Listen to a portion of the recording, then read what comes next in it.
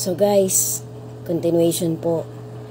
Part 2 po ng bago kong content na longer videos, Bible verses. So nauna po dun sa part 1, binention ko na po si Abraham tsaka si Sarai. Ito pong content ko na to guys, pagtatawid ko lang din po ulit ito ng maliit na motivation. Mag-reminisce po tayo, mag-cherish po tayo ng mga magagandang faith na ipinakita ng mga piling tao, ng mga na-mention na may ginampanang pagpapakita sa ating Creator ng matinding faith nila. So binigyan po sila ng breakthrough ng ating Creator. So according po sa mga maaalala ko guys, double check nyo na lang po yung mga verses na yung mga ilalagay ko dito sa bawat part. So nasa Old Testament po yung about Abraham and Sarah. So nasa Old Testament din po yung tungkol kay King Hezekiah, kay Ezekiel, kay Moses. Para po sa akin isang markable scenario din po. Marami pong gumawa ng dokumentary nito. Familiar din po kayong lahat. Anyway, God bless us all po muna. To God be the glory po. Ibigay po natin lagi sa ating Creator ang pagpupuri at karangalan at pagtanaw nating lahat ng gratitude. Kasi lahat po tayo malusog pa, buhay pa. Maraming salamat po sa ating Creator. Samot dalangin ko pong lahat ng nakakakita ng content ko na nagtsatsagang magtapos. Kay CapCut man yan, kay comedy man yan, kay mga copycat kanta lang yan or mga ganitong Bible verses. Thank you so much po sa inyong lahat. Si God na po ang bahala sa ating lahat, sa paglilikom natin, sa pag-gather natin ng mga documentaries na nagpapakita at nagbibigay ng konting dagdag ng motivation at faith ng bawat isa sa atin. Amen. Mas gusto po ng Panginoon guys na hinahanap natin talaga yung motivation niya. Lalo't lalo na nga po na nandun na tayo sa senaryong malapit na pong mangyari any moment. Yung talagang snatching, yung rapture. Naiklaro ko na po yan sa latest longer videos ko 2 weeks ago, magti 3 weeks ago na po. Pakikalkal nyo na lang po yung profile ko kung sino pa pong hindi nakakapanood ng content ko na yon. Na yung pong isang matuwid na mangangaral, ma-mention ko lang po to guys na sila din po ang nakapansin. Ang church din po ng ating Creator na talagang nagtatawid po sila ng mga aral na talagang may sapat na pinagbabatayan na salita talaga ng ating Creator na nasa banal na sulat niya para sa humanity. Amen. Sana po i-drop by nyo po yung pagkalkal nyo sa content ko na yan. Kasi ginawan ko po yan ng talagang special content ko.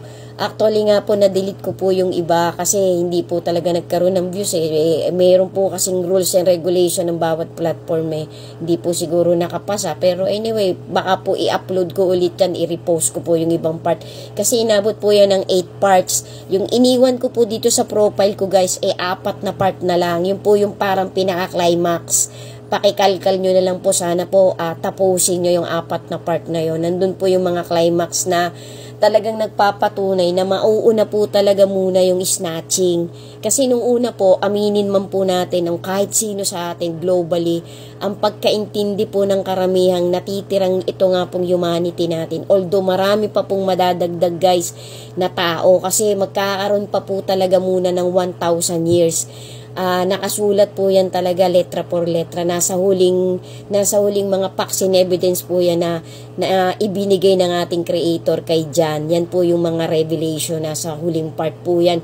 Pero sinabi, ang pagre-reveal po ng ating Creator guys, if I will add lang din po dito sa content ko na to. Bibilisan ko na lang po. Kasi ang sinabi po ni Daniel, ni Isaias, ni Mateo, ni Lucas, ni Matthew, ni Peter, yan po ay pag pinagtugma-tugma natin ay halos iisa lang po. Tapos inirepeat din po yan ng ating bigatin ng ating Lord Jesus sa Revelation, sa mga bisyong ipinakita po ng ating Creator at ng kanyang bigatin sa kahuli-huli ang apostol na namatay kay John po.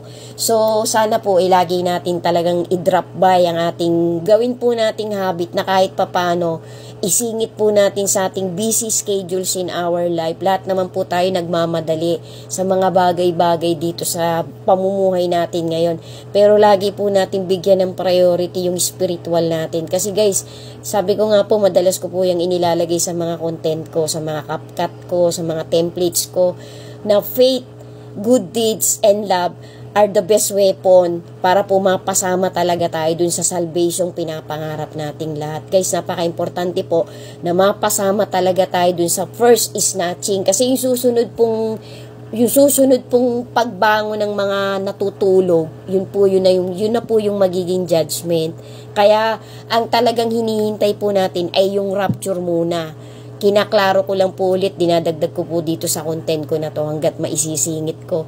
Sana po mag-ipon pa rin po tayo ng mag-ipon ng mga facts and evidence na talagang magbibigay pa sa atin ng dagdag na faith and motivation para sa paghihintay natin nung nalalapit na pag-agaw na gagawin ng bigatin sanat ng ating Creator sa mga first chosen niya po na mapapasama po talaga sa paghahari ng 1,000 years. Kasi ito nga pong siglo natin na to, hindi po pwedeng matapos agad tong humanity na to. Magkakaroon pa po ng isa pang 1,000 years bago po dumating talaga yung climax ng Great Tribulation.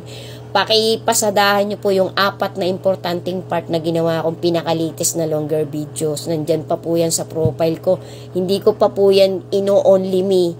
Sana po makita ng kahit sinong madadaan at maiikutan pa ng platform na to yung content ko na yon. Thank you so much po sa inyong lahat na nagtapos ng content ko na yon. Maraming salamat po. Ingatan po nawa tayo ng ating Creator at maging handa po tayo sa bawat araw, sa bawat pagdilat ng ating mga mata. Maging prepared po tayo sa mangyayaring rapture. Malapit na po yan, hindi na po yan magtatagal. Amen. To God be the glory po talaga. And God bless us all po. Be alert, be steadfast in your faith. So, dito na po tayo sa bagong context ng content ko na to na #longer videos and Bible verses. So, para po sa akin, napaka-interesting po nung naging buhay ni Moses. Kasi si Moses po ay binigyan talaga ng Panginoon, ng ating Creator, ng breakthrough. Napakarami pong ipinagawang milagro kay Moses ng ating Creator. So, bahala na po kayong pasyalan nyo po yan sa Old Testament. Sana po kahit papano itong content ko na to ay magdagdag pa, maging booster pa kahit konti ng bawat isa sa atin. Na i-reminisce natin, i-cherish natin na ang lahat po ng taong nagtitiwala sa ating Creator at sa kanyang bigatin san at sa kanyang salita, sa kanyang buhay na salita, binibigyan po talaga ng Panginoon ng miracle, ng breakthrough. Kung hindi man dito sa pamumuhay natin ngayon, sa darating na buhay. Yan po ang kanyang banal na salita na kanyang binitawan from the Old Testament hanggang sa New Testament. To God be the glory po. So si Moses po para po siyang napasuko niya po talaga ang Pharaoh, ang pinakamakapangyarihang tao nung panahon niya. Yun nga pong hari ng Egypt. Kasi nung panahon po na yun, Egypt po talaga ang pinaka-sentro na pinakamakapangyarihan nung unang siglo na yon. So marami pong ginawang breakthrough sa kanyang Panginoon. Sa kanya po pinagawa ng Panginoon yung 10 pestilence plagues sa Egypt na hanggang sa kasalukuyan pinagtatakpan po ng mga tao ng history ng Egypt, pero talaga pong nakasulat sa love letter na ating Creator. Hindi po pwedeng mapasubalian. Totoo pong nangyari. Napakarami na pong dokumentaring nagpatunay niyan. Sundan nyo pa po guys. To God be the glory po. Part 2 po ito. Sana po subaybayan nyo hanggang final part.